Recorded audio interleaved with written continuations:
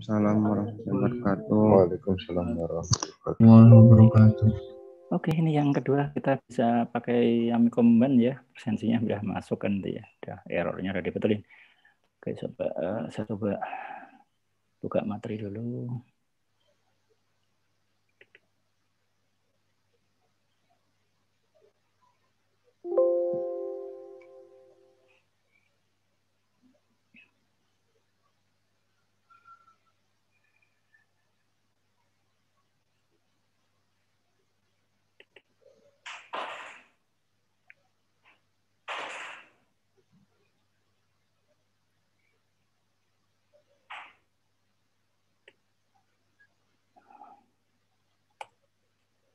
Oke,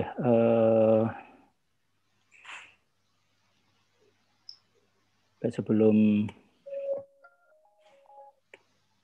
saya ke materi sedikit barangkali mereview ya dari apa yang sudah saya sampaikan kemarin yang terkait dengan SIM ini. Saya ulang-ulang karena itu adalah basic ya, artinya basic bahwa apa ending dari kita orang informatika ya, itu maksudnya orang FIK ya, itu bahwa endingnya adalah kita akan mencoba membuat aplikasi kan nanti ya. Jadi membuat SIM itu salah satu tanggung jawab kita, dan itu nggak mungkin dilakukan oleh prodi yang lain dan selain SI sama informatika ya. Kalau toh nanti ada teknik komputer adalah supporting kan ya, karena hampir pasti yang coding itu pada umumnya itu kan bisa tidak umum juga kan ya. Toh saya orang ekonomi juga bisa coding gitu ya. Nah, artinya bahwa tetapi dari core itu kalau dicari mesti orang-orang coding itu, kalau nggak dari SI, dari informatika.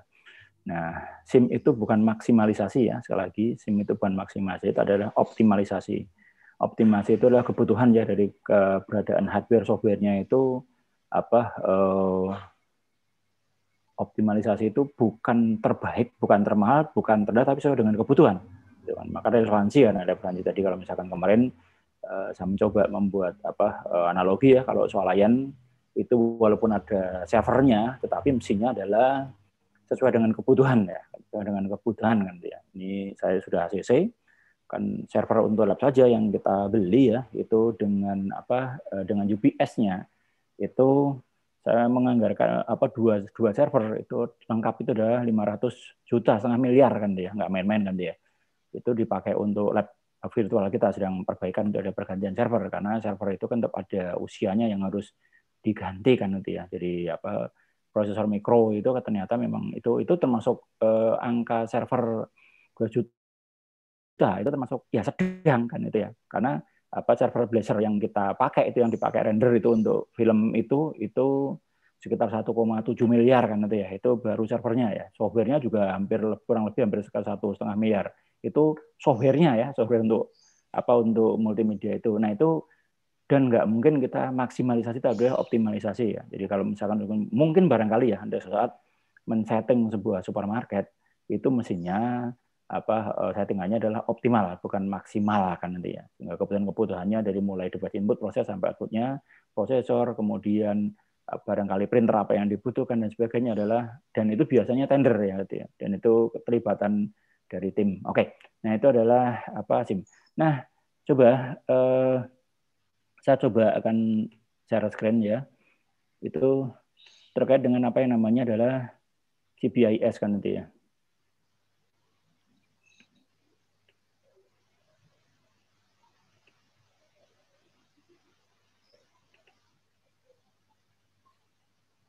Sudah kelihatan kah? Sudah kelihatan? Pak. Oke ya, terima kasih. Karena di monitoring ya, saya kan kadang-kadang udah jalan di monitor saya kelihatan, tapi di situ nggak kelihatan. Nah, kemarin yang sudah dibahas di awal pertemuan kita tadi itu dulu ya, itu adalah ada istilah CBIS ya, di telinga kita orang komputer kan nanti ya. CBIS itu harus sudah familiar ya, Computer Based Information System. Kalau misalkan di Indonesia kan ada informasi berbasis komputer kan dia. Jadi kalau kita lihat bahwa SIM itu bagian dari namanya adalah CBIS kan dia. Itu yang paling rendah itu namanya SIA ya, informasi akuntansi. Kita sering nyebutnya adalah fintech kan gitu ya. Fintech kan dia. Nanti kan kemudian ada SIM, Kemudian ada sistem penunjukan keputusan. Nanti saya tunjukkan apa sih bedanya SIM, DSS, sama apa sistem pakar nanti kan dia. Ini ada 5 unsur di dalam konteks BIS gitu ya. Di dalam institusi, di dalam menangkan sebuah kompetisi itu kuncinya ada pada yang namanya adalah CBIS kan dia. Jadi perusahaan manapun yang menggunakan CBIS akan menangkan sebuah kompetisi. Anda boleh cek di dunia manapun pada saat dia IT-nya maju, dia adalah akan memenangkan sebuah kompetisi. Bagaimana munculnya marketplace kan dia. Itu kan sudah diprediksi itu bahwa mall-mall itu nanti cepat atau lambat itu nanti dia akan tenggelam kan itu ya. Sehingga kalau misalkan dia tidak melakukan sebuah inovasi tertentu, itu mall itu akan tenggelam. Kenapa? Dia akan kalah dengan marketplace yang sudah ada kan dia. Kan faktanya kan seperti itu. Kalau misalkan sejujurnya saja kan dia sekarang mungkin barangkali apalagi pandemi ya, saya sudah berapa bulan ya nggak masuk mall, kadang-kadang baca kan hiburan ya, lihat-lihat baju dan sebagainya itu. Nah sekarang hiburannya ya kita buka marketplace, entah Tokopedia, entah mungkin barangkali Shopee atau mungkin Bukalapak dan sebagainya. Nah, karena dapat barang di sana yang sama, cuman harus pandai-pandai ya dengan harga yang relatif murah dibandingkan dengan ada di mall. Kenapa kan itu ya? Karena dia nggak butuh orang display, dia harus sewa ruangan, tidak usah gaji pegawai dan sebagainya kan dia. Sehingga marketplace itu bisa menekan harga sampai barangkali sampai 70 mungkin 50 lah, 50% sampai 25% lah, misalkan minimal yang kita bayar itu hanya 75% ya. Misalkan ibarat saya baru datang ini beli bohlam Philip itu ya, itu di toko sama di marketplace, murah di marketplace kan itu ya. Itu dan harganya lumayan, itu beda di angka potongan 10.000 ditambah lagi dapat cashback 6.750 ya, berarti kan beda 16.000 ya. Wah itu kan jauh banget ente ya, itu satu barang. Nah inilah mungkin barangkali semakin nanti semakin populer ya, kalau mungkin barangkali rekan-rekan saya, mungkin adik-adik saya yang pernah ke Cina di sana gitu ya.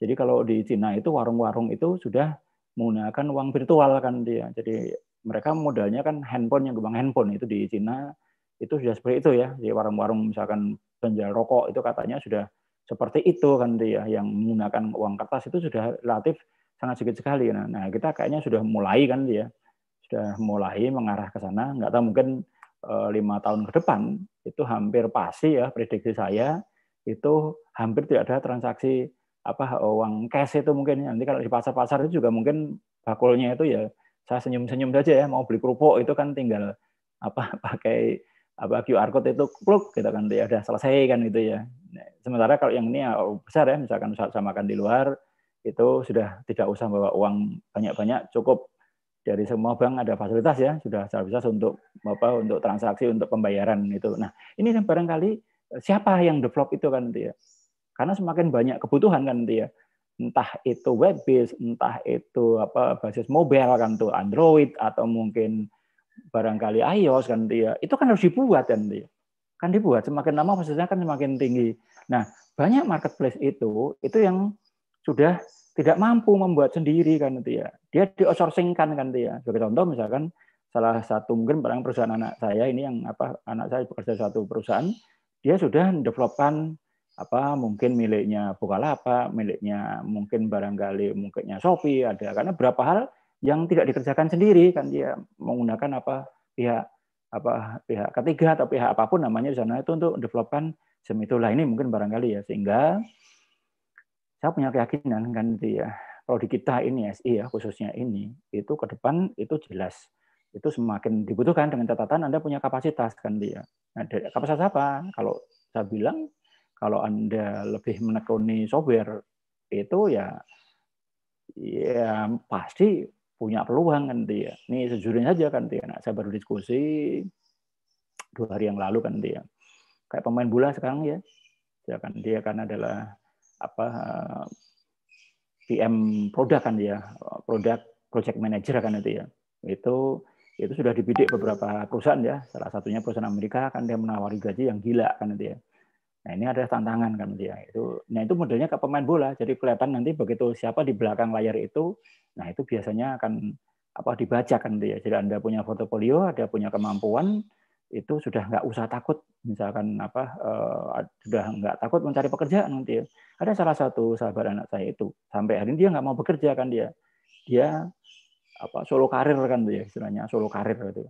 Jadi dia betul-betul hanya menerima seperti tukang jahit lah dia kan dia. Ini tolong buatkan ini jahitkan ini. Jadi ini modulnya, tinggal modul dia bikinkan membuat codingannya, di mana dia sudah punya list banyak itu dia akan cepat kan dia. Ternyata udah hidup kan dia. Artinya kan bahwa kalau dia solo karir itu waktunya bebas, yang penting dia konsisten ya dengan proyeknya itu kalau misalkan sudah ditentukan waktunya itu nggak bisa ditawarkan itu ya, seperti itu kan. Dia penghasilannya luar biasa kan dia, mungkin lebih tinggi dari penghasilan rektor kan itu ya. Itu karena dia solo karir itu. Oke, nah ini adalah untuk mengingatkan saya sebagai motivasi.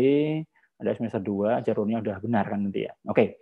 Nah, apa yang membedakan kan nanti ya? Nanti sebetulnya kita nggak mempermasalahkan itu apa masuk golongan SIA atau golongan SIM atau SIM penunjang apapun ya, tapi bahwa itu adalah satu kesatuan sebetulnya kan dia, saling melengkapi kan dia. Jadi beberapa di Amikom itu, Amikom punya SIA, punya SIM, tapi ada juga DSS kan dia, ada DSS juga kan dia. Tapi kalau SIM pakar Amikom belum pakai kan dia. Kalau Office Automation juga sudah pakai. Nah, yang pertama barangkali informasi akuntansi ya. Ini kan kalau misalkan dari hasilnya AIS ya, Accounting Information System. Jadi ini yang saya tunjukkan hanya beda tujuan dibuat sebetulnya kan dia. Kalau sudah jadi aplikasi, Anda nggak bisa membedakan dia. Tujuan dibuat itu. Jadi mengubah data menjadi informasi sama ini ya kan itu ya, karena memang hakikatnya GBS itu informasi berbasis komputer kan dia. Dia mendevelop sebuah sistem informasi berbasis akuntansi mestinya ya. Itu untuk siapa? Itu untuk manajemen perusahaan, satu ya. Kedua untuk perorangan, yang ketiga itu adalah kolega atau organ luar. Itu tujuannya dibuat ya. Jadi sebagai contoh misalkan begini, Anda yang bayar CP ya, mungkin yang pernah datang ke Amikom, Anda bayar lewat bank muamalat ya, yang ada di lingkungan Amikom, Anda bayar nanti ya. Terus bank muamalat, eksekusi ada 3 lembar kertas kwitansi ya. Satu untuk bank itu sendiri, manajemen perusahaan di sana muncul. Yang kedua perorangan, Anda dapat satu ya. Yang satu adalah ditujukan kepada Amikom sebagai bukti fisik kan gitu ya. Karena ternyata di Indonesia bukti fisik itu masih dibutuhkan kan gitu ya. Bukti fisik masih dibutuhkan. Nah, ini adalah informasi akuntansi kan dia. Nah, dia adalah karakteristiknya adalah berpegang pada prosedur yang relatif standar, ini apa rendah, data yang rinci ya. Karena kalau di akuntansi itu kan sen kan dihitung kan dia. Berfokus pada historis. Nah, itu kan misalkan sisa tahun lalu itu sebagai modal sisa awal kan begitu ya. Jadi misalkan nggak bisa terus habis selesai tahun 2020 2021 kan dia adalah sisa anggaran tahun lalu dimasukkan dia menjadi informasi masalah yang minimal kan dia. Nah, itu adalah SIA ya. Saya nggak bisa memberi contoh SIA. Kebetulan error kan dia, karena kebetulan dia pakai Interbase, ini OS-nya udah nggak support lagi kan dia. Karena itu yang bawa kan jadul-jadul kan. Nah, saya tunjukkan nanti DSS seperti apa. Ini adalah informasi akuntansi ya. Saya pernah bimbing SIA ya, yang dipakai di swalayan kan dia. Jadi kalau Anda masuk ke swalayan, itu bisa SIM, bisa SIA. Gitu. Jadi kalau misalkan waktu transaksi Anda nggak tahu itu. Tetapi pada saat kalau saya misalkan kemudian melihat menunya, saya tahu ini SIA atau fintech ya, kadang-kadang fintech itu, tapi ini SIM. Jadi kalau SIA itu dari mulai buku harian itu transaksi penjualan ya, jadi dia kulaan dulu barang, kemudian dijual itu muncul buku harian, nanti ada jurnal ya, Anda belajar akuntansi nanti akan udah sambil belajar akuntansi, maka ada jurnal di sana. Kemudian ada jurnal, ada adjustment, ada penyesuaian, kan dia membuat neraca sampai kemudian laba, menghitung dan sebagainya, itu adalah SIA gitu ya. Tapi kalau SIM itu hanya kalau SIM itu hanya barang masuk dibeli dari supplier, kemudian dijual, sisa barang selesai stok kan nanti ya, itu kan dia sisa barang itu SIM nanti kan dia. Jadi nanti kalau di luar Anda nggak tahu tuh, misalkan swalayan itu melakukan transaksi ini, Anda tahunya itu CBS, tapi bisa SIA, bisa juga adalah SIM kan itu ya. Jadi kembali lagi kalau perbedaannya cuma di situ saja, tujuan dibuat kan nanti ya. Jadi tadi sekali lagi diulang, kalau SIA itu untuk manajemen perusahaan itu sendiri, kwitansi tadi orang bayar SPP, yang kedua perorangan bukti, yang ketiga adalah kolega adalah tempat bahwa si bank itu akan transfer duitnya ke Amikom kan, itu adalah informasi akuntansi. Oke. Kemudian kalau SIM Nah, tugas SIM ini ya. Tugas SIM menyediakan informasi pemecahan masalah bagi beberapa pemakai dengan kebutuhan sama. Ini adalah sekelompok manajer kan dia. Jadi kalau SIM itu dipakai sekelompok manajer kan dia. Sebagai contoh misalkan begini, presensi Anda itu pertanyaannya bukan untuk mahasiswa. Anda yang ngisi data saja pakai QR code tersebut kan nanti ya. Itu hanya mengisi data. Untuk siapa? Gitu. Untuk sekelompok manajer ya. Kalau di perusahaan kan manajer, kalau di Amikom mungkin adalah sekelompok pimpinan. Siapa saja yang memakai data kehadiran Anda itu. Nah, itu satu di AK. Itu di ke akademik ya, bagian akademik. Yang kedua keuangan, yang ketiga adalah Kaprodi. Di AK untuk apa? Di AK adalah untuk pelaporan itu ke L2 Dikti ya. Kalau Anda buka itu Forlab Dikti, itu laporan Forlab Dikti itu dilaporkan oleh DAK. Kemudian keuangan untuk apa? Keuangan untuk bayar. Itu kan dia. Kehadiran mahasiswa itu dihitung untuk bayar dosen-dosen ya, terutama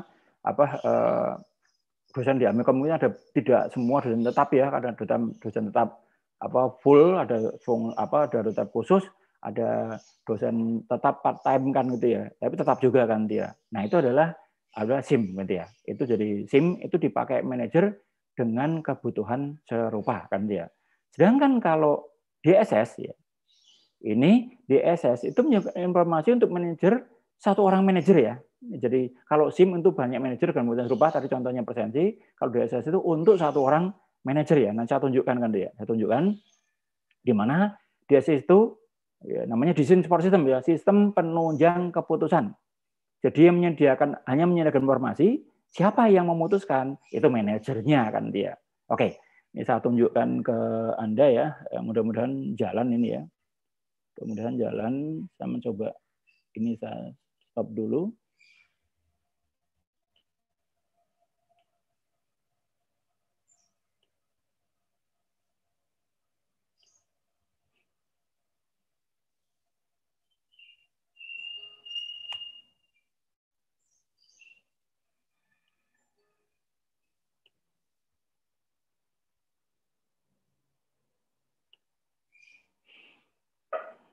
Oke, saya harus ke Windows dulu kan dia.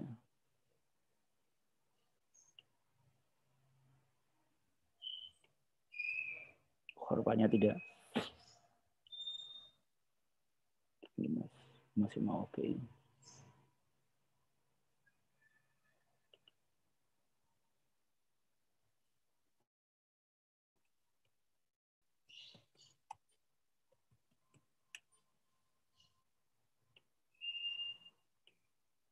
Oke, saya coba saya share screen ya di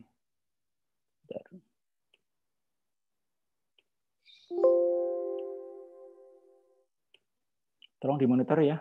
Kelihatan kan gambar saya ini? Kelihatan, Pak. Oke, kelihatan oke ya. Oke, terima kasih Mas Fajar ya. Ini yang dikatakan sebagai sistem penunjang keputusan ya. Itu disebutnya sistem penunjang keputusan evaluasi kinerja karyawan untuk promosi jabatan. Ini yang dikatakan sebagai Decision Support System kan dia. Nah, ini DSS evaluasi karyawan untuk promosi jabatan. Dibuat oleh ini namanya Bayi Awaludin Moksin. Ini sambilkan DSS pertama di Amikom kan dia. Kalau misalkan saya tunjukkan di sini kreditnya ya. Oke, sebentar.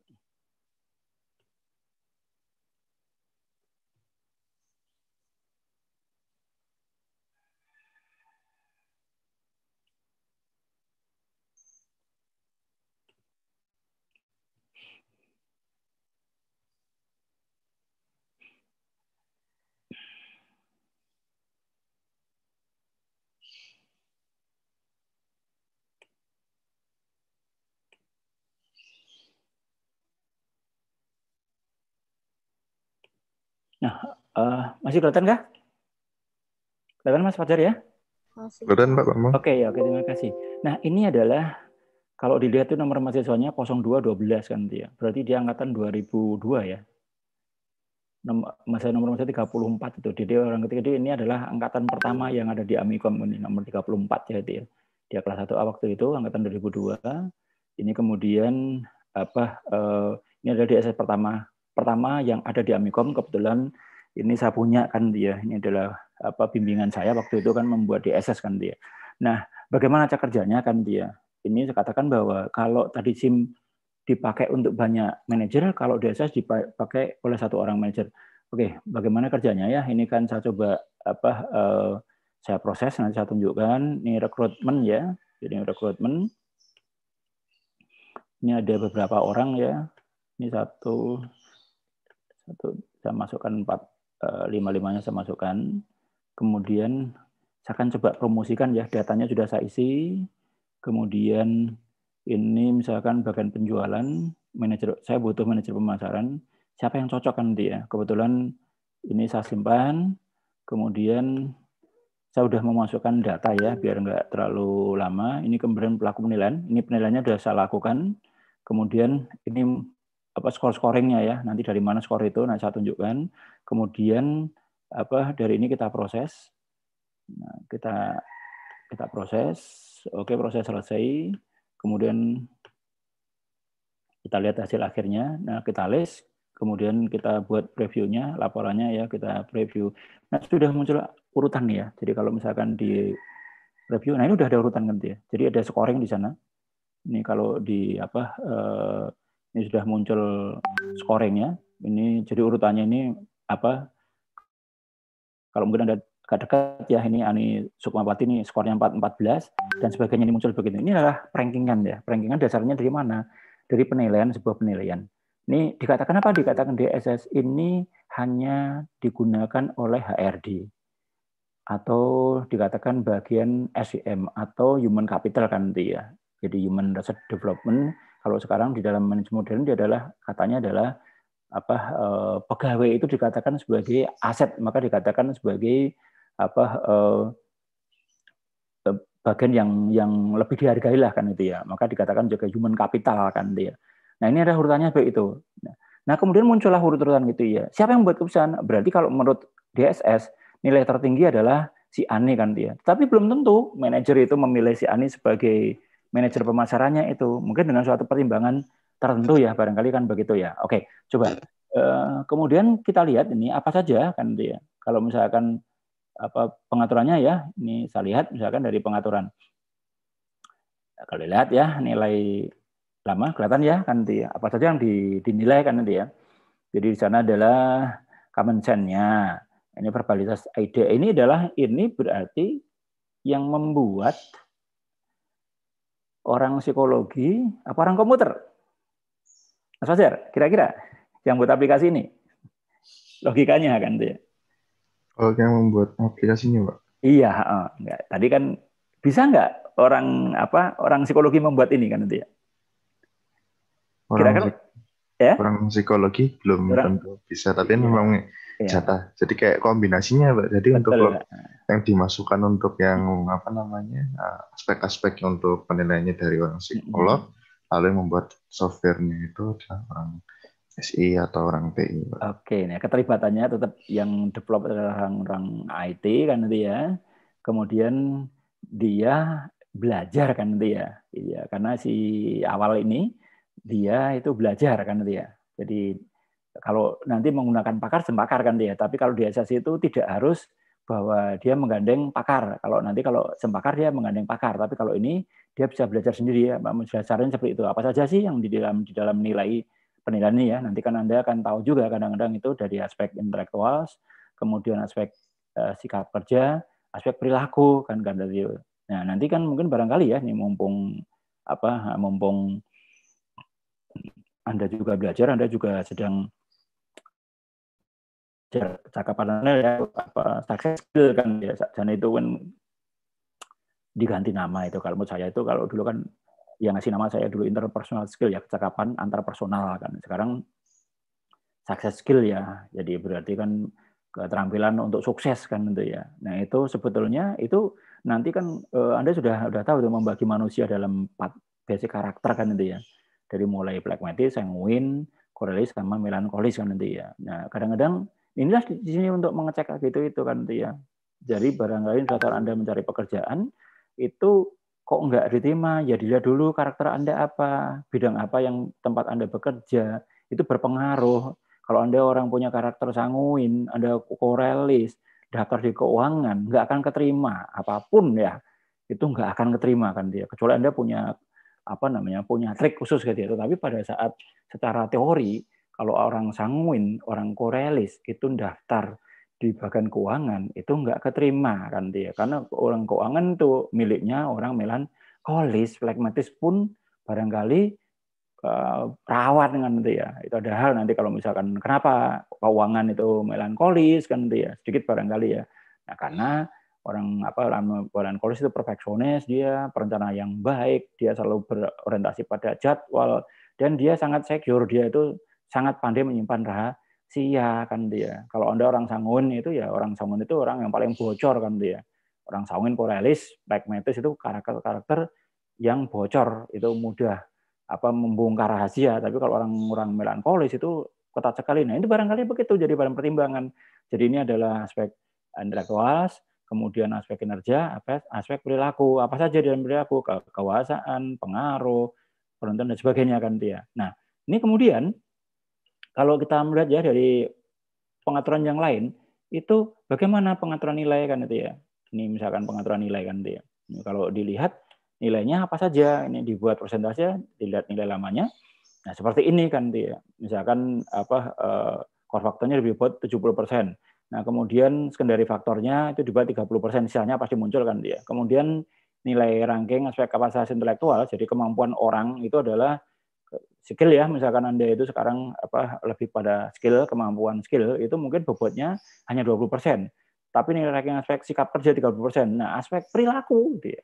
Ternyata perilaku itu tinggi banget kan dia.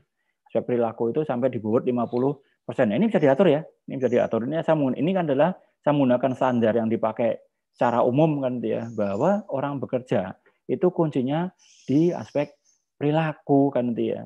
Nah, ini adalah settingannya seperti ini.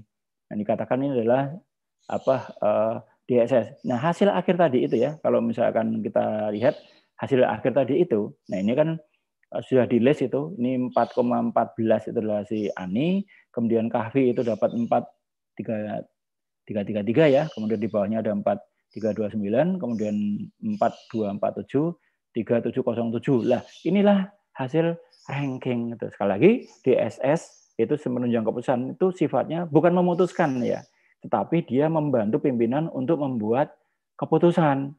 Sehingga yang memutuskan siapa? Ya pimpinannya itu. Oh, misalkan contoh misalkan gini, si Ani ini pinter kan itu ya, dia hebat, jadi perankingan dia teratas kan dia. Tetapi mungkin pimpinan punya pertimbangan lain, karena ini manajer pemasaran lebih banyak keluar kota misalkan aja, dia dipertimbangkan, dia tidak memilih yang di atasnya, dia nomor 2 ya, karena ini laki-laki misalkan si cowok ini dia lebih muda, mau di fresh kan dia, walaupun secara nilai kalah, tapi mungkin barangkali ada keunggulan yang lain. Nah, yang tahu persis adalah pemimpin kan itu ya. Jadi aspek penilaian kayak gini ini bisa kalah dengan pengalaman kan itu ya. Jadi pengalaman kan itu ya. Jadi misalkan ini kebetulan pagi-pagi harus ini saya nyambi dengan sekarang, karena saya kebetulan bakal rektor ya, ada kasus ini mahasiswa yang sudah di wisuda tapi ijazahnya belum keluar, kenapa kan itu ya. Jadi bukan salah lembaga, kita kan harus punya PIN kan itu ya, penomoran induk nasional. PIN-nya dari pusat belum turun, dengan pandemi ini segalanya kan menjadi terhambat kan itu ya, karena di pusat pun work from home gitu ya, tapi kadang-kadang kan itu ya, kalau rektor kita mengatakan kadang-kadang WFH itu bukan work from home, tapi kadang-kadang work for home itu, sehingga pada saat dicari dia tidur, dia ke pasar, nah itu nggak benar kan dia. Nah, ternyata itu bukan hanya dialami oleh Hamikom, itu kan, sehingga nanti PIN-nya itu ya sedih banget rasanya kan dia. Jadi ini baru kita cari siasat ya, jadi nanti barangkali itu bisa saja keterlambatan lembaga mengajukan PIN ya, karena PIN juga baru ya, pengajuan PIN kan baru terakhir kemarin 2 Desember. Ini contoh-contoh bagaimana sebuah DSS kan itu ya, ini sebuah DSS. Nah, oke, kemudian saya kembali ke menu ya, nih saya keluarkan dulu.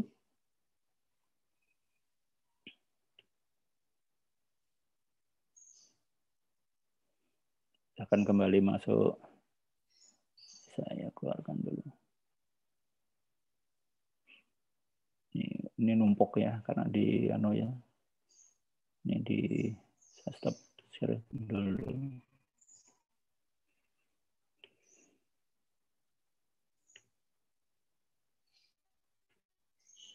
Oke ya, kembali ke sini ya. Jadi di gambar ini bahwa tujuan DSS itu membuat keputusan untuk memecahkan masalah semi terstruktur ya, semi terstruktur. Kalau terstruktur itu kalau persenji terstruktur ya itu ya. Kalau memilih orang itu masuk ke semi kan. Terus kemudian nanti kalau yang tidak terstruktur itu misalkan kayak pemilihan rektor, kepemilihan wakil rektor itu adalah dia tidak terstruktur ya. Itu kan dia menggunakan. Nah, itu kan kalau DSS itu semi ya kan dia. Untuk kemudian manager bukan mencoba menghentikannya. Sekali lagi tadi ada 4 list yang muncul itu kalau Anda mau DSS sifatnya itu membantu, tapi jelas itu sangat membantu banget ya. Meningkatkan proses pengambilan keputusan manajer dari pimpinan manajer itu dibantu oleh sebuah sistem kan itu ya. Nah, itu dari apa yang namanya adalah CBIS. Nah, kemudian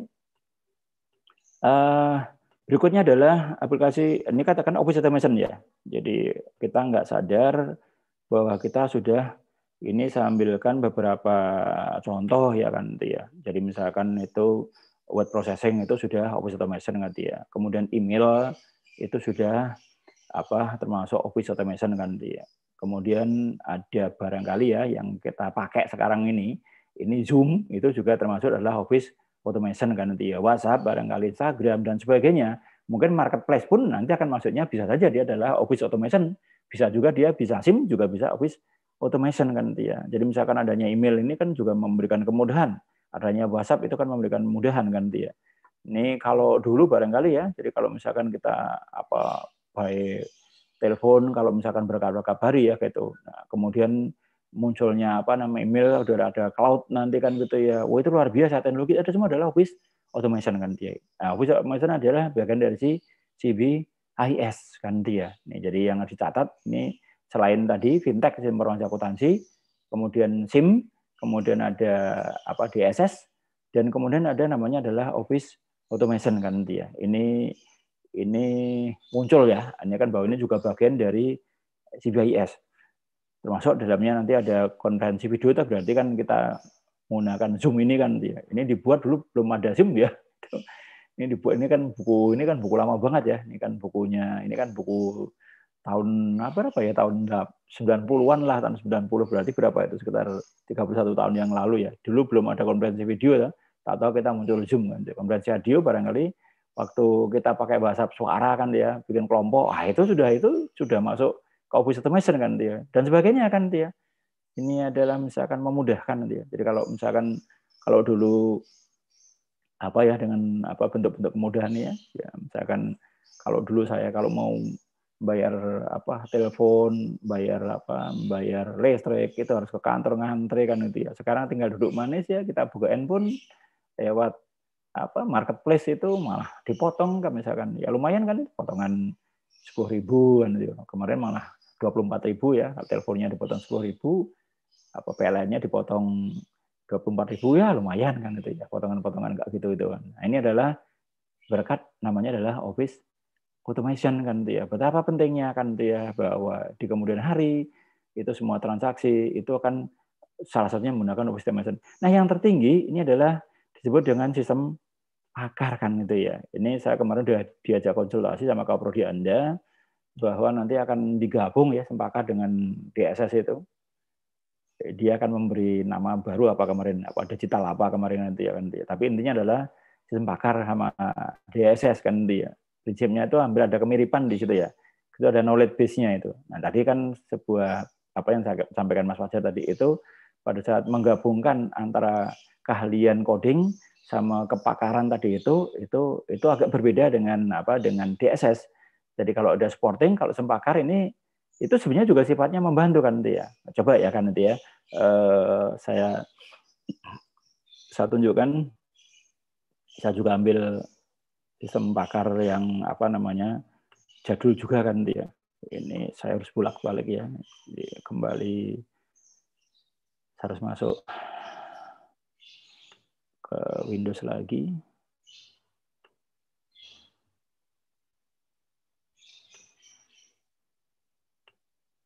Saya masuk ke Windows lagi.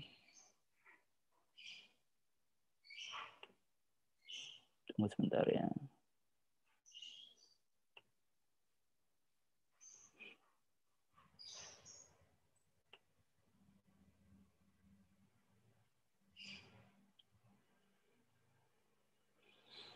Bentar.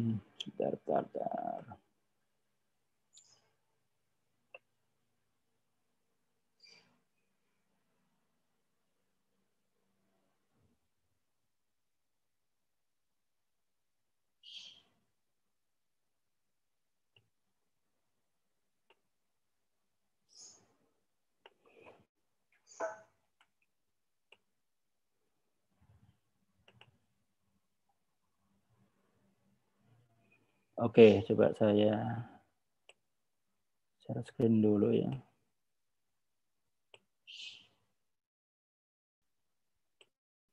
Saya punya contoh mungkin barangkali. Nah, ini adalah sama ya. Ini adalah sudah kelihatan ya, itu ada pemakai sama pakar ya. Ini sistem pakar ya. Ini kebetulan saya menggunakan pemakai. Ini dibuat juga, ini adalah pemiliknya ya. Ini pemiliknya. Ini angkatan 2002 juga ya. Ini nomornya 291 ya. Kelihatankah gambar saya, Mas Fajar? Dan Pak. Oke ya, kan ini juga sama nih, angkatan pertama anak SI ya. Karena saat dulu anak SI itu satu angkatan bisa sampai sampai 12-13 kelas kan, di nomor 291 kan dia. Ini satu angkatan sama si awal tadi ya. Ini kebetulan namanya IMAS kan nih ya. Ini adalah sistem pakar, adalah pengendalian OPT ya, organisme pengganggu tumbuhan kan itu ya. Ini kalau dilihat ini adalah berarti adalah dia menggabungkan keahlian ya. Ini kan butuh apa tadi mengatakan Mas Fajar, ini dia butuh adalah pakar apa?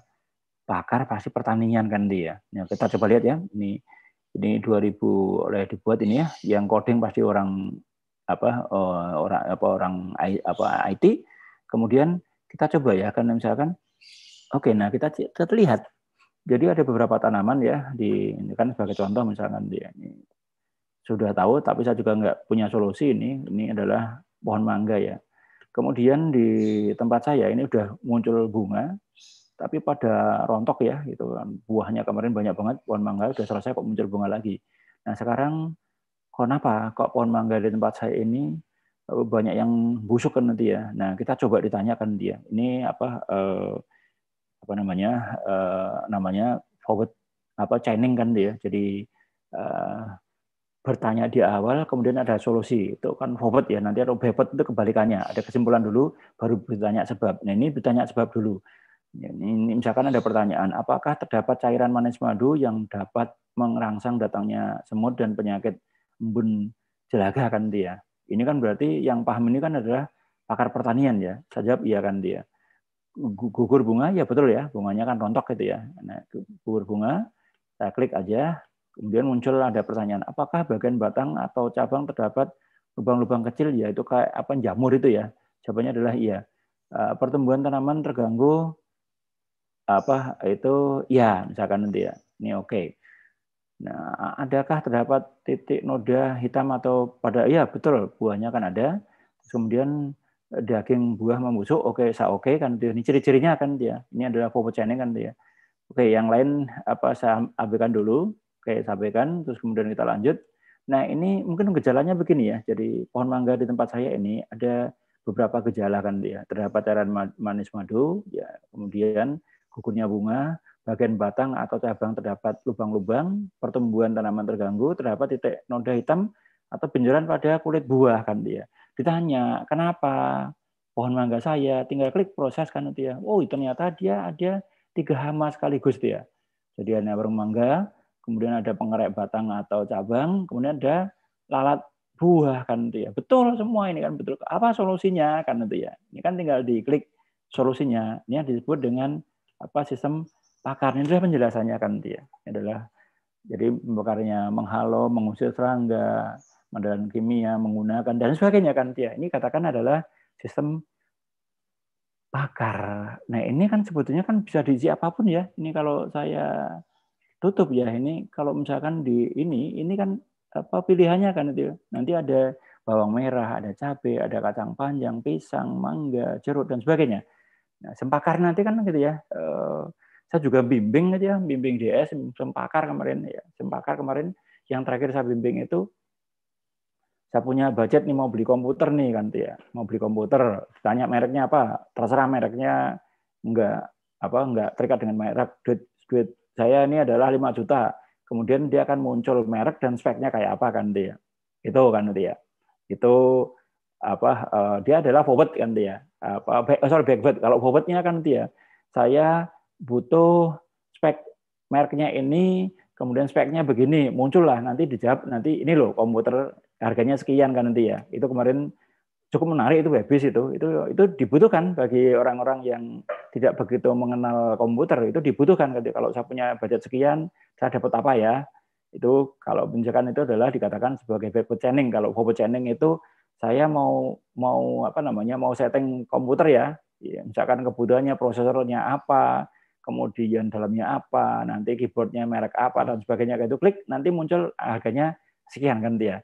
Jadi ada yang berangkat duitku 5 juta dapat apa, aku mau beli komputer speknya begini berapa harganya kan dia. Itu menarik kan dia. Itu juga sistem pakar yang terakhir saya bimbing itu kan kemarin itu ya. Itu kan saya juga kemarin juga terakhir bimbing itu anak SE juga. Itu SEO ya, search engine automation ya itu ya.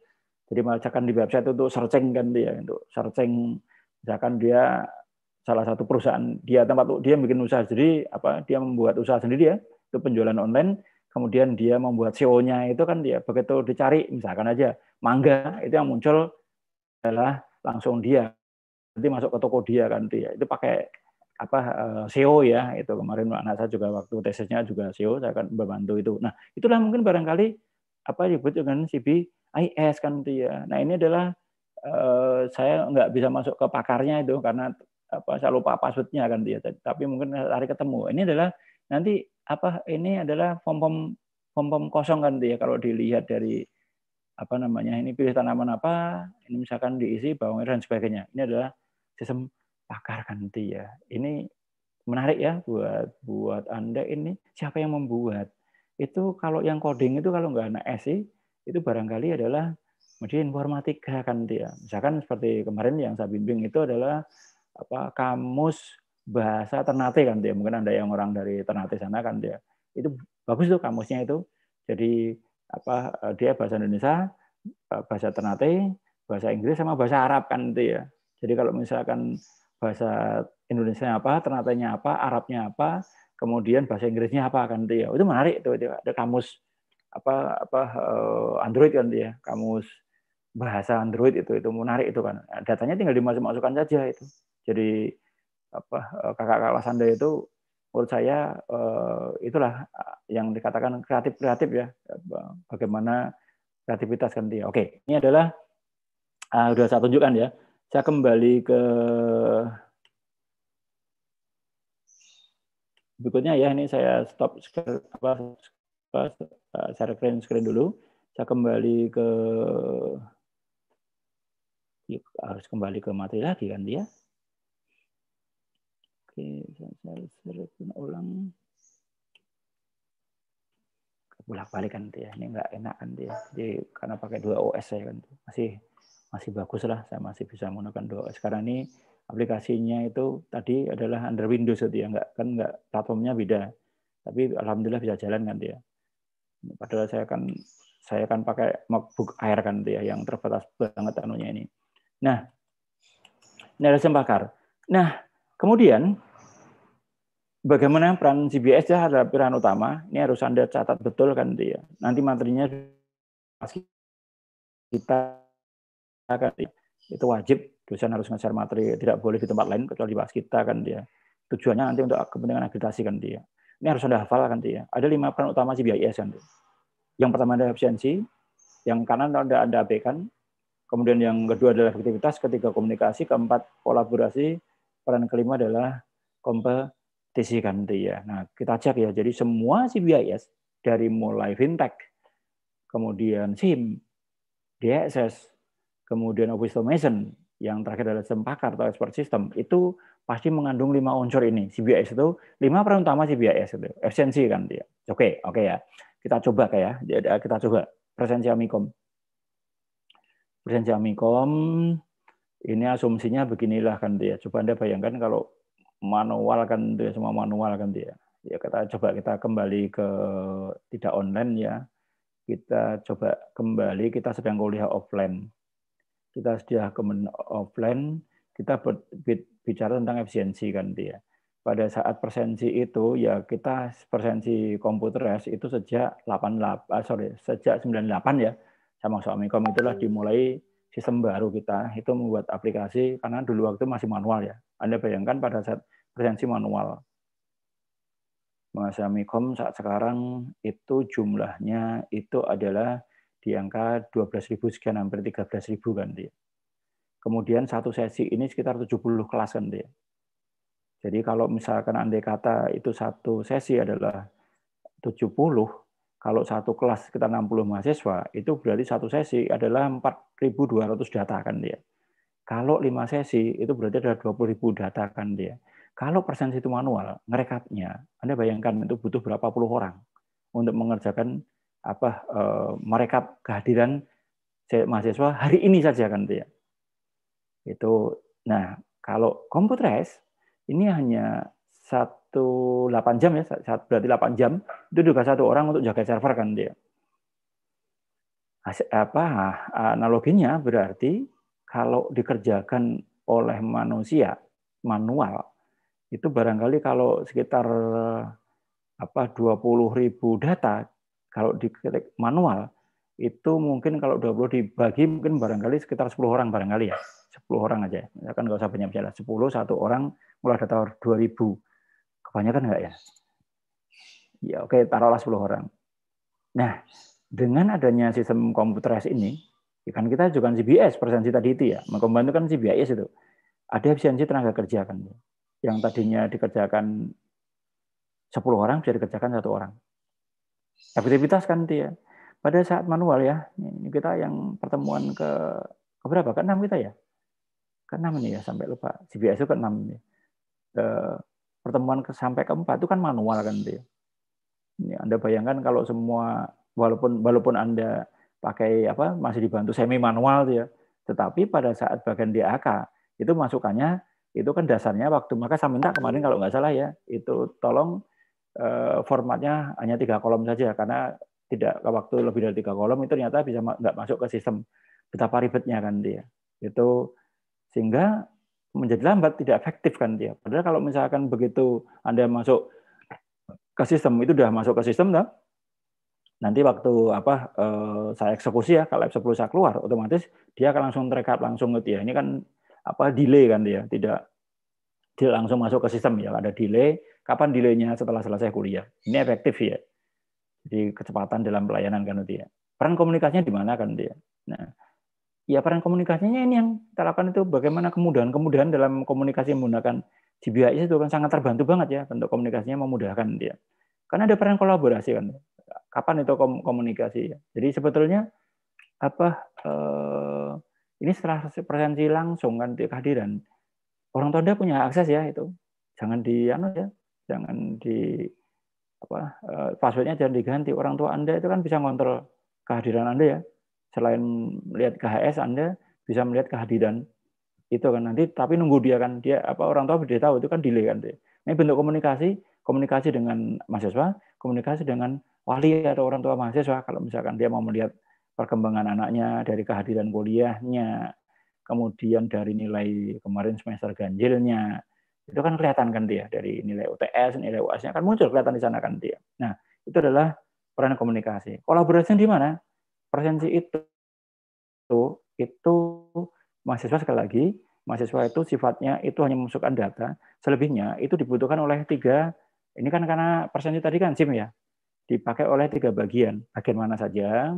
Bagian DAK ya, jadi kendali Warek 1 juga kendali saya itu untuk laporan PDDikti ya. PDDikti itu follow up ya, yang dilaporkan jadi setiap 1 tahun 2 kali itu kehadiran mahasiswa nilai dilaporkan oleh tim yang dikendalikan oleh DAK. Itu adalah berarti kehadiran mahasiswa itu berpengaruh untuk dilaporkan ke pemerintah, dia kewajiban DAK. Kemudian dari prodi apa? Kehadiran mahasiswa itu juga rekap data, dipakai dasar apa itu? Nanti agregasi itu nanti kan di-capture oleh prodi ya, karena dicetak tadi itu kan dia. Dia dipakai itu proofing juga. Jadi kalau manual seperti apa sih? Ya misalkan bentuk kolaborasi seperti apa? Kalau manual begini loh. Kan saya dulu waktu jadi ketua jurusan ya. Jadi kalau manual itu dia akan merekap data mahasiswa. Setelah rekap selesai, di-approve oleh jurusan, DAK, jurusan, di-approve oleh jurusan, kemudian dilaporkan keuangan, proofing keuangan. Keuangan itu adalah bayar apa ke dosen kan ya. Nah, itu kalau manual urutannya begitu. Komputer juga sama. Dia akan nanti dari laporan itu dia proofing, kabelnya proofing, keuangan langsung masuk ke rekening dosen kan nanti ya. Kalau manual dulu ya, kalau Anda mau tahu gitu ya.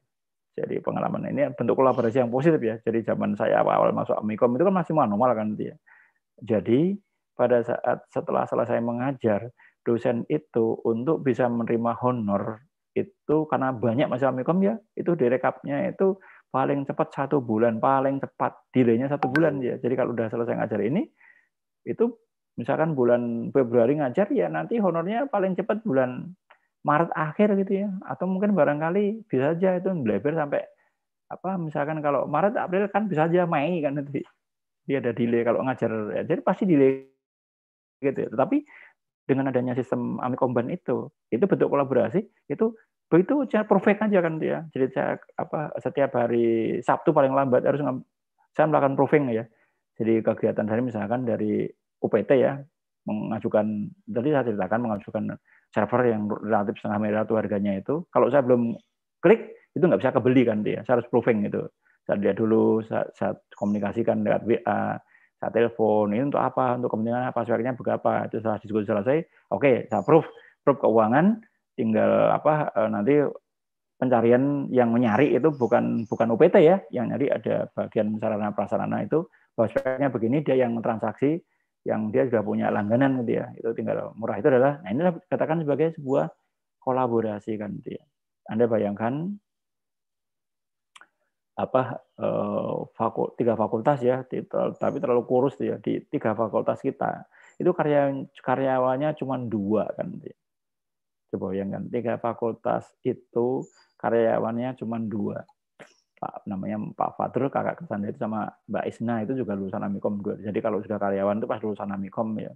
Saat sekarang lulusan, Anda lihat karyawan Amikom itu udah 90% lulusan Amikom dulu, karena yang lama itu yang dulu sebelum Amikom berdiri kan mereka sudah ada karyawannya dulu kan.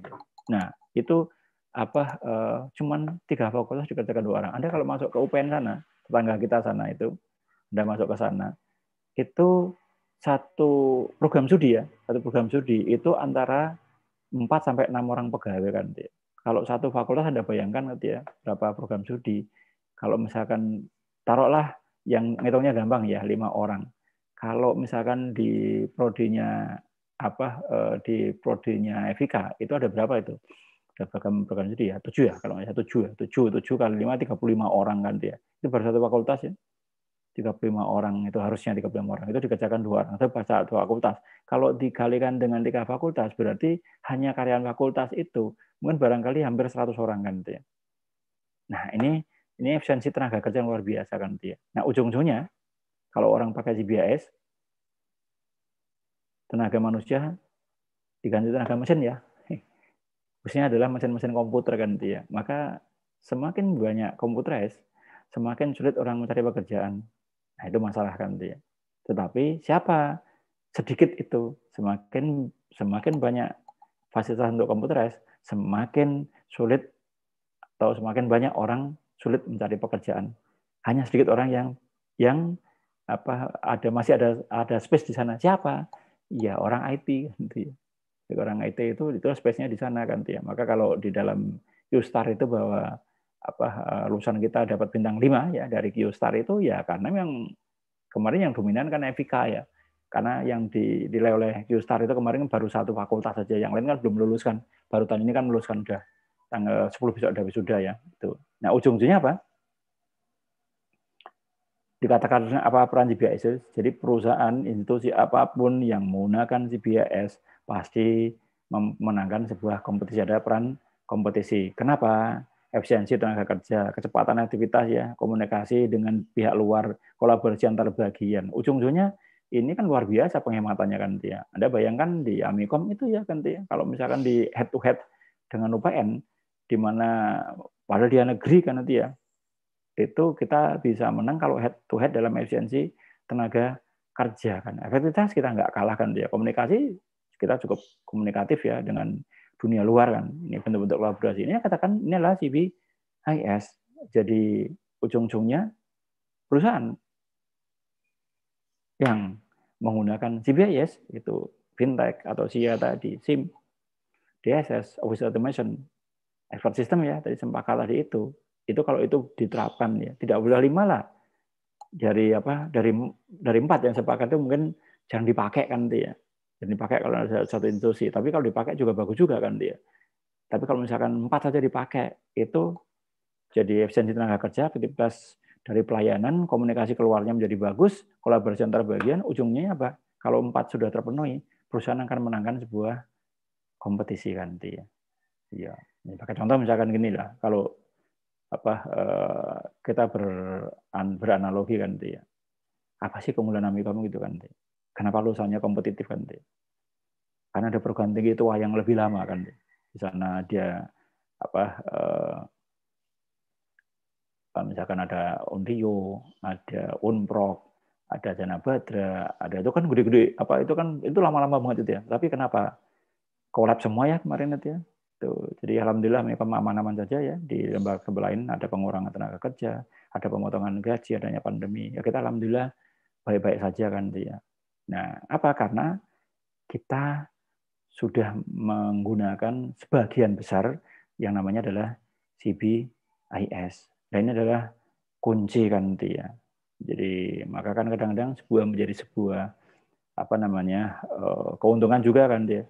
Dengan adanya prodi pendamping ya, selain prodi kita SI itu di FES kan ada program studi kewirausahaan itu ya. Ternyata yang masuk itu kebanyakan wirausaha muda ya, seusia Anda itu, tapi dia ternyata sudah punya usaha kan dia.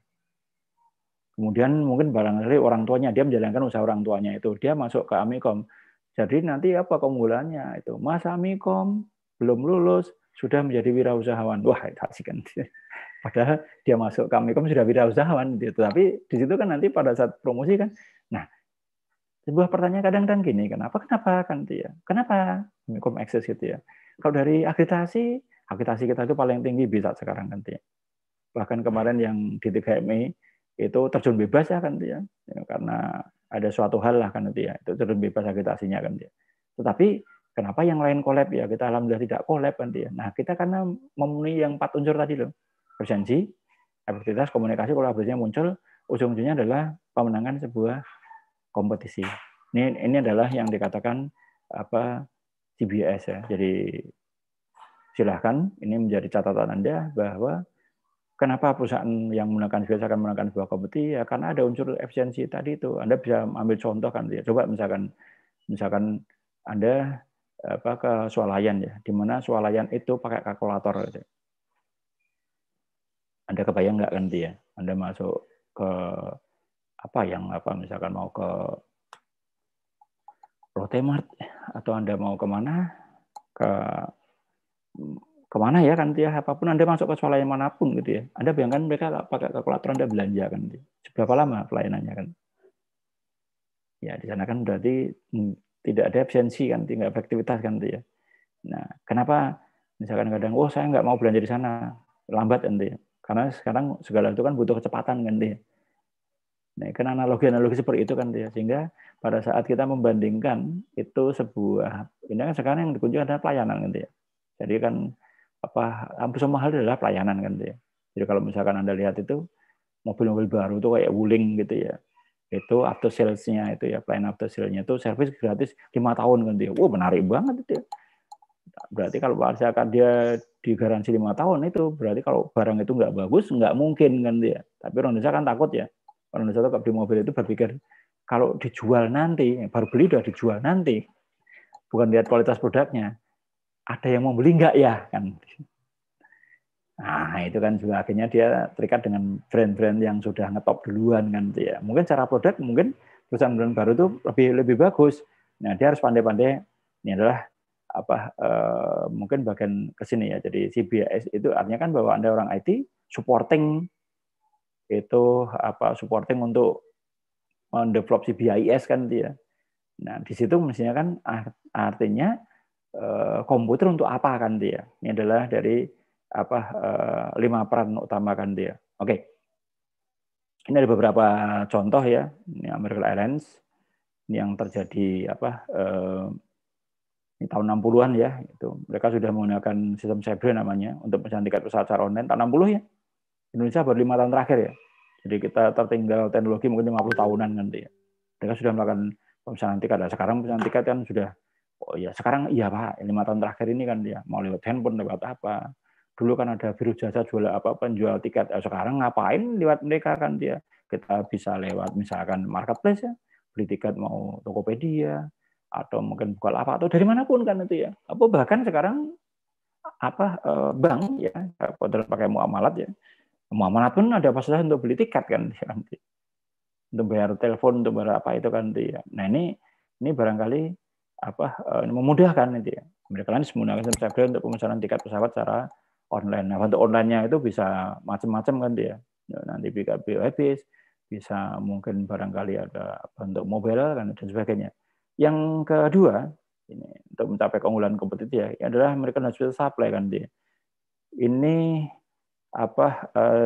dia beri nama EDI ya, Electronic Data Intelligence. Dia namanya EDI kan dia. Yang atas yang namanya Sabre kan dia. Yang American Hospital Supply ini adalah kayaknya di Indonesia kayak saya belum pernah lihat ya. Dia adalah bentuk komunikasi antara pabrik fasilitas rumah sakit ya. Misalkan alat suntik, misalkan kebutuhan apa yang ada di rumah sakit itu link dengan perusahaan rumah sakit, link dengan perusahaan penyedia fasilitas rumah sakit. Itu kayaknya di Indonesia saya belum pernah lihat ya. Barangkali Anda pernah melihat itu. Yang ketiga, ini contoh yang ketiga McKesson itu. Ini adalah dia pabrik obat dan dia McKesson itu sistemnya diberi nama Economus ini. Economus ini enggak saya tulisnya. Jadi Economus itu adalah link antara pabrik obat dengan apotek kan dia. Saya nggak tahu di Indonesia ini sudah ada belum, saya belum pernah lihat. Tetapi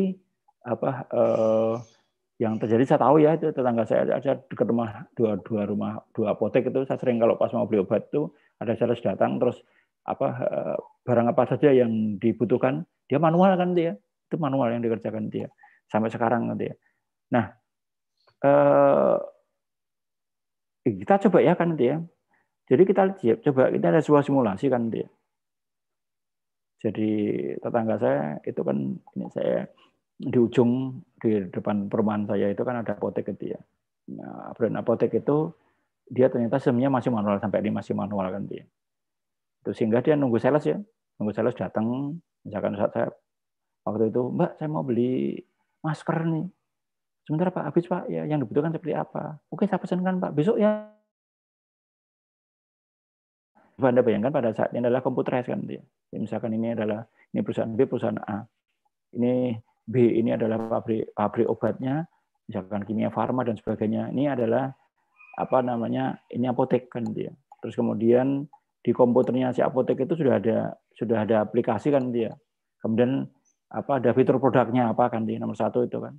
Ini adalah meminta spek produk. Kemudian dari pihak pabrik obat memberi speknya kan dia. Kemudian yang ketiga dari tools menunya itu fitur-fitur menu itu si apotek pesan saya mau beli masker yang merek Sensi misalkan aja, yang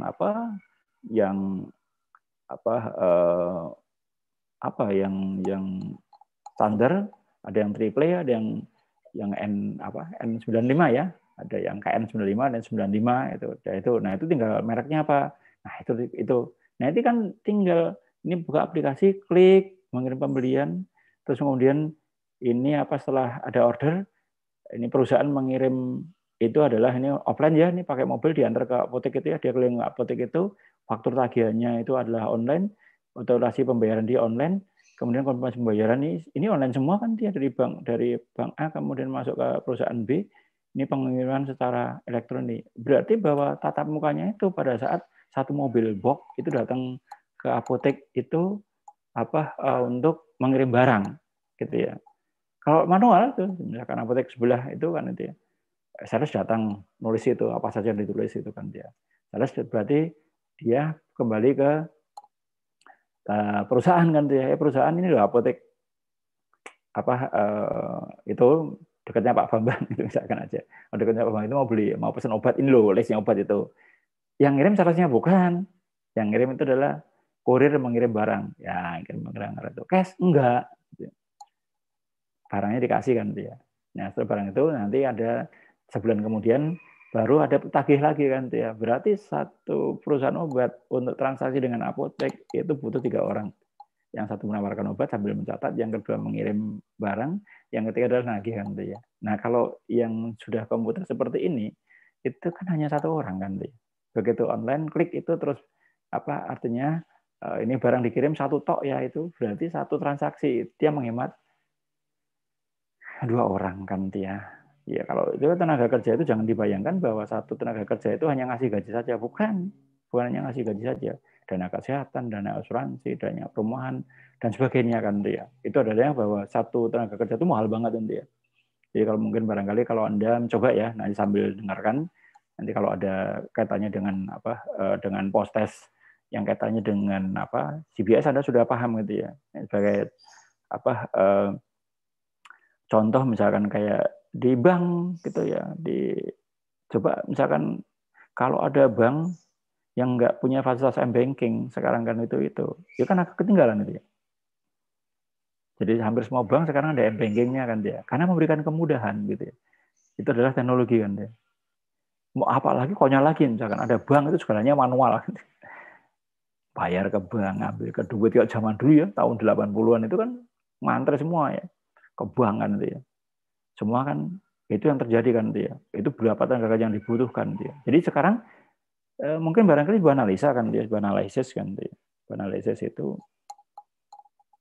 jadi tenaga kerja semakin banyak, sedangkan peluang kerja itu tinggal sedikit. Ya. Kenapa peluang kerja tinggal sedikit? Karena digantikan oleh mesin apa namanya? Mesin CBIS kan dia.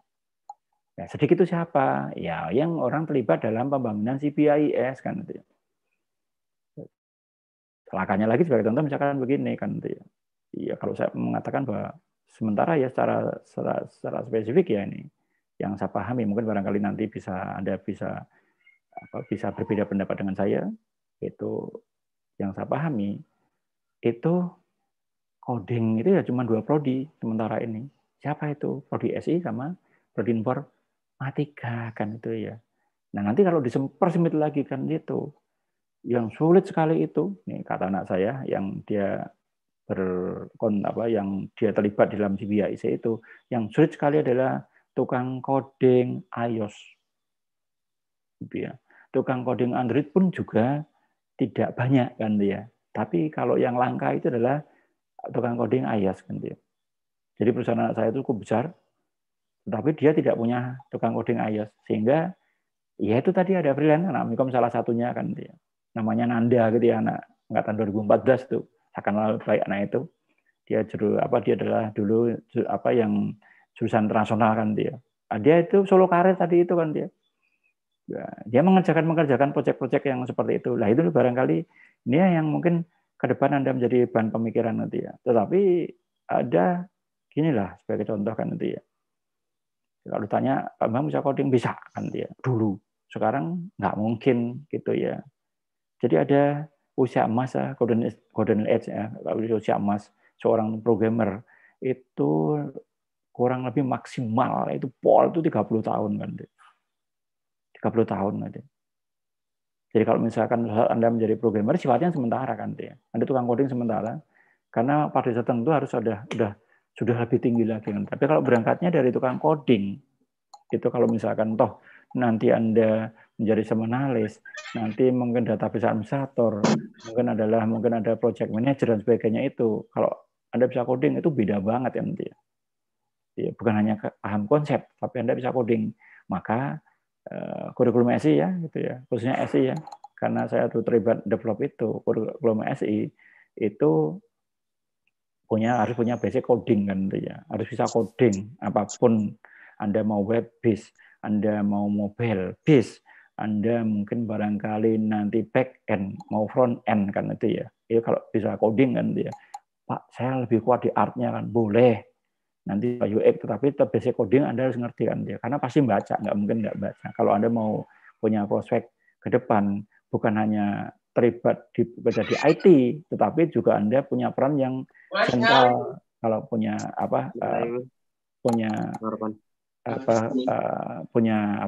sentral kan di situ kan dia. Itu tadi kan sebagai saya memberi contoh yang saya kenal, yang saya tahu itu kayak ya itu. Ya, coba mau lintang kok di motor.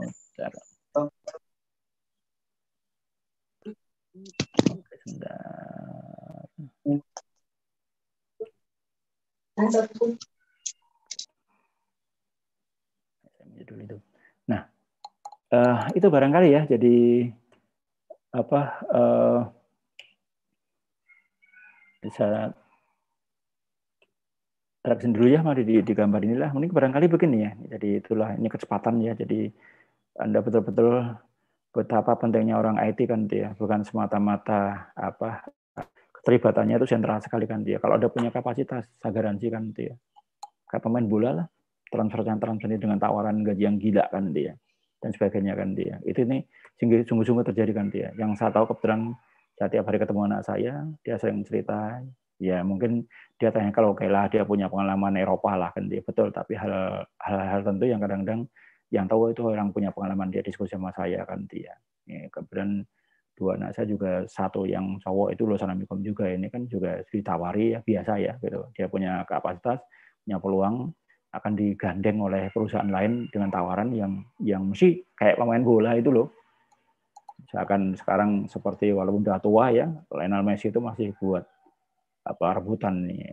Erling Haaland itu masih 20 tahun itu, wah apalagi prospektif banget itu masih masa edarnya masih panjang banget ya nanti ya.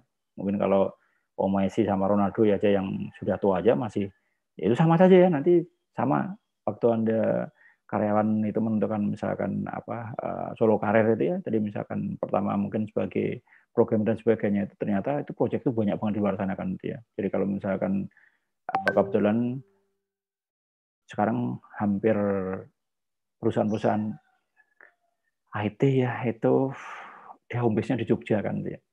Kalau Anda Metro Data di kantornya, bahkan buka kantor di Amikom ya Metro Data itu. Itu perusahaan multinasional itu ada di Metro Data itu tempat magang, dia juga jemput bola kan dia. Dia karena cari programmer susahnya minta ampun dia. Nah, dia kan bikin warung di Amikom gitu ya. Sewa itu di Amikom, sewa itu. Metro Data itu terus anak-anak magang di sana. Ya, kalau yang bagus langsung di cut kontrak itu ya, dikasih beasiswa. Kalau cuman beasiswa itu mengikat kan dia. Nanti kalau lulus harus ikut Metro Data kan dia. Ya, ya kalau misalkan Anda yang semata-mata cari duit, ya sudah, ikut saja Metro Data, gajinya gede kok. Ya, nanti kalau kan ada kontrak sekian tahun nanti ya. Kontraknya nanti biasanya 2N plus 1 kan ya. Kalau Anda dikontrak 2 tahun berarti Anda mengabdi minimal 5 tahun itu ya. Setelah 5 tahun Anda baru boleh keluar kan kalau mau keluar kan dia. Nah, hati-hati waktu kita melakukan sebuah kontrak kan gitu. Nah, itu adalah fungsi dari CBIS nanti. Oke. Nah, bagaimana ini kan sebenarnya kan bukan hanya EDI saja kan. Tadi Electronic Data Intelligence ya, itu Electronic Data Intelligence. Pada saat itu ada kecepatan bisnis ya itu sekarang itu. Jadi kecepatan bisnis. Jadi kadang-kadang saya membeli bohlam gitu ya. Saya harus ke toko, saya tahu langganan saya di daerah Babarsari sana, bensin saya berapa ke sana, pakai parkir kan itu ya. Saya tinggal duduk manis, saya tinggal paling lama 2 hari ya, tinggal saya beli bohlam itu kemarin ya 2 hari juga nyampe gitu ya. Kemarin pagi-pagi udah nyampe, itu udah saya pasang bohlamnya nih terang itu. Nah, itu ini merchant bisnis kan dengan marketplace sudah itu udah. Jadi free ongkir lagi nanti. Free ongkir cepat dapat cashback kan dia asik ya. Coba itu karena mereka sedang berkompetisi. Pengurangan modal kerja yang dibutuhkan tadi kalau apotek tadi itu modal kerja itu berarti kalau misalkan apotek manual tadi itu di mana adalah 3 tenaga kerja, 2 motor 1 mobil ya. pada saat itu sudah pakai CBIS tadi itu, ya berarti kan hanya satu mobil ya, satu mobil nggak pakai 2 motor, nggak bayar 2 orang, dan nggak bayar 3 orang, tapi hanya bayar 1 orang saja kan. Ada penghematan biaya di sana kan dia, penghematan biaya. Kemudian meningkat hubungan pelanggan dan pemasok kan dia. Jadi kan kemarin saya dapat kiriman kopi ya dari Aceh ya, itu wine gayo kan itu ya, itu wah ini enak kan itu ya. Ternyata setelah saya masuk ke marketplace lebih murah, sama lebih murah, free ongkir lagi nanti. Sama saja kan itu ya. Mungkin barang kalian yang pecinta Milo ya, kalau Anda dapat Milo Malaysia jauh banget itu ya, rasanya jauh banget ya. Jadi kalau coklatnya 1 Milo Malaysia itu mungkin identik dengan 3 Milo yang ada di Indonesia itu kan, beda banget itu ya. Nah dulu kan saya kalau pas ke Malaysia itu kan pasti satu tas itu saya penuhin kan tuh ya. Satu tas saya itu sampai 15 kilo itu saya penuhin tuh. Kemudian saya bagi-bagi, bukan dijual ya. Di Jogja itu, wah Pak Bambang itu dari Malaysia, wah Milonya Pak kan dia. Wah, ternyata sekarang di marketplace ada ya Milo Malaysia ya. Di Semarang ada, tinggal jualan dekat sama Semarang. Kemudian ada daerah Solo juga ada, kan tinggal belanja itu. Nah ini adalah peningkatan hubungan dengan pelanggan dan pemasok kan tuh lebih cepat itu dengan CBIS tadi itu. Segala sesuatu menjadi lebih cepat gitu ya. Memungkinkan untuk melakukan perdagangan internasional kan tuh ya. Iya kan tuh ya. Kemarin kebetulan fog lamp ya, mobil fog lamp-nya itu sudah kemasukan air juga kotor sekali kan tuh ya. Nah ya kan beli ya kenapa enggak beli kan tuh ya. Jadi kalau produk-produk Cina kan murah kan tuh ya. Ya cuma waktunya sekitar 6 hari kan dia baru nyampe, ya nggak masalah kan dia. Jadi misalkan begitu. Ini nah mungkin barangkali adalah CBIS kan dia. Oke.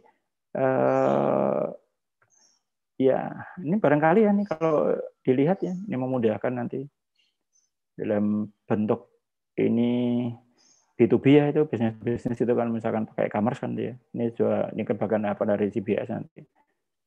Ini konsepnya begini kan dia.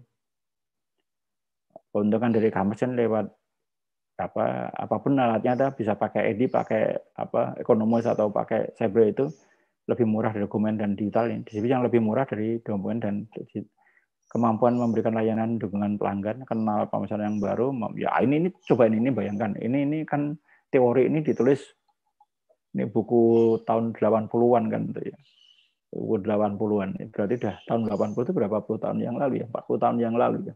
40 tahun yang lalu. Ini sudah prediksi kan dia, kemampuan untuk menarik pelanggan dengan satu lokasi kota dan sebagainya kan, ini adalah luar biasa. Ini media pemasaran dia, sehingga muncul ya misalkan seperti Anda nanti mungkin barangkali bikin SEO itu ya, SEO optimization itu, search engine optimization itu SEO itu kan, sehingga waktu saya mau beli barang apa, tinggal diklik kan itu ya muncul yang tertinggi siapa, itu kan pakai teknik SEO itu ya, itu bisa dipakai skripsi ya. Bulan saya barusan bimbing itu bagus banget itu ya. Oke, ada yang bertanyakan? Ada yang ditanyakan barangkali? Oke, kalau saya sengaja hari ini belum tidak Anda tidak tugasnya nanti minggu depan ya, tak selang-seling kan ya. Minggu depan ini pertemuan ke-6 ya, pertemuan ke-7 besok itu ada tugas itu, dan mungkin barangkali kita membuat kesepakatan ya sebagai ancer-ancer gini lah, nanti minggu depan Anda akan saya minta andai kata Anda mau bikin itu SIM apa, nanti saya tunjukkan itu. Karena nanti itu terkait dengan UTS dan UAS-nya itu. Jadi Anda harus memilih itu bentuk SIM yang akan, misalkan saya akan mengembangkan SIM apa kan dia. Atau barangkali saya mau bikin fintech ya. Saya mau bikin DSS, mau bikin apa itu. Nah, temanya harus Anda memasukkan tema dulu ya. Masih besok ya. Anda waktu ada 1 minggu, coba sambil Anda pikirkan gitu ya. Kira-kira kalau besok Anda itu mau bikin CBIS, salah satu dari CBIS itu, bisa nggak saya batasi SIM saja ya. Kalau atau mungkin, tapi kalau lebih bagus lagi kalau misalkan kalau mau bikin SIM nanti SIM apa kan dia. Oke ya, ada yang belum presensi kah? Ada yang belum? Saya Pak. Oke ya, kita buka lagi ya, kalau belum presensi kita bukakan lagi.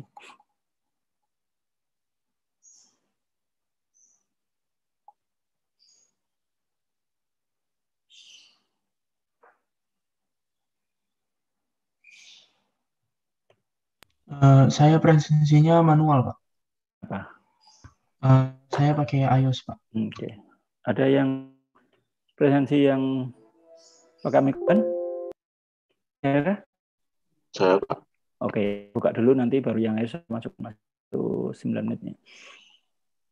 Oke, Pak. Oke, 9.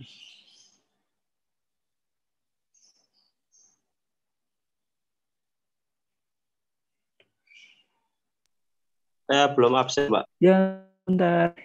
Ini kan baru pindah OS saya ya. Nggih, Harus Pak.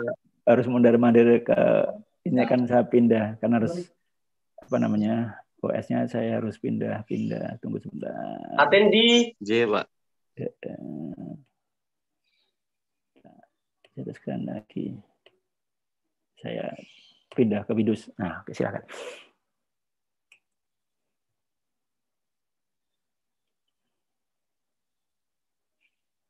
Oke. Yang iOS tadi sudah ngecat saya ya. Saya bantu masukkan manual nanti. Langsung chat ke Bapak aja ya, Pak? Enggak, langsung itu aja di chat sini. Nomor mahasiswa ya. Di chat di sini aja.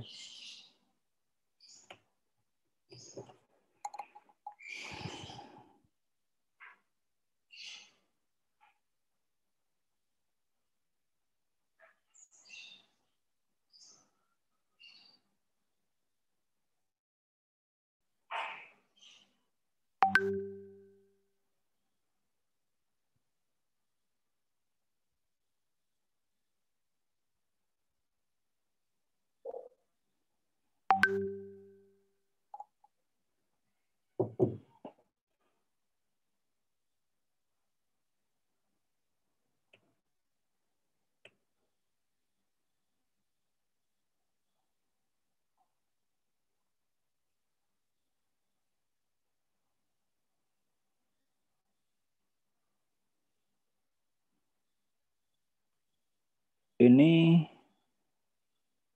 Megat Abdillah pakai iOS kah? Arvin? Iya, Pak. Arvin? Sama Rizky ya? Iya, Pak. Oke ya. Ada. Oke. Ini saya tutup dulu ya.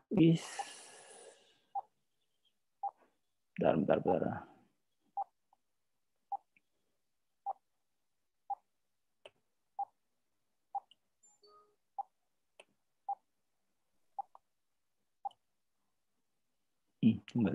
sebentar ya. Oke, saya masukkan yang manual dulu.